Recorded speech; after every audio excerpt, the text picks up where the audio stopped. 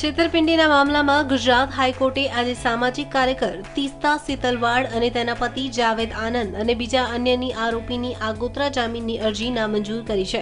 આ કેસ મામલે પોલીસ સૂત્રોની વાત માનીએ તો ટૂંક સમયમાં તીસ્તા અને તેના પતિની ધરપકડ થશે। તીસ્તા પર કોમી તોફાનોથી પીડિતોની સહાય માટે આપવામાં આવેલા 1.5 કરોડ રૂપિયામાં ગોલમાલ કરવાનો આરોપ મૂકવામાં આવ્યો હતો। જસ્ટિસ જેબી પરદીવાલાએ તીસ્તા આનંદ અને ગુજરાત કોમી તોફાનોમાં માર્યા ગયા કોંગ્રેસના પૂર્વ એમપી અહસાન જાફરીના પુત્ર તનવીર જાફરી અને ગુલબર્ગ સોસાયટીના ફિરોજ ગુલઝારની અરજીને સુરક્ષિત રાખી હતી। 2002માં થયેલા કોમી તોફાનો અંગે ન્યાય આપવા માટે લડી રહેલા તીસ્તાનું કહેવું છે કે રાજકારણના કારણે તેના પર તમામ આરોપો લગાવવામાં આવ્યા છે।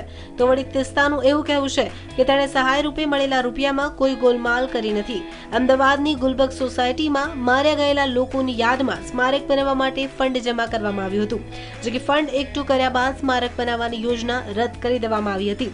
ગુલબર્ગ સોસાયટીના 12 લોકોએ તીસ્તા અને અન્ય લોકો સામે ફંડ મામલે ગોલમાલ કરવાનો આરોપ મૂક્યો હતો। Bureau report, news online.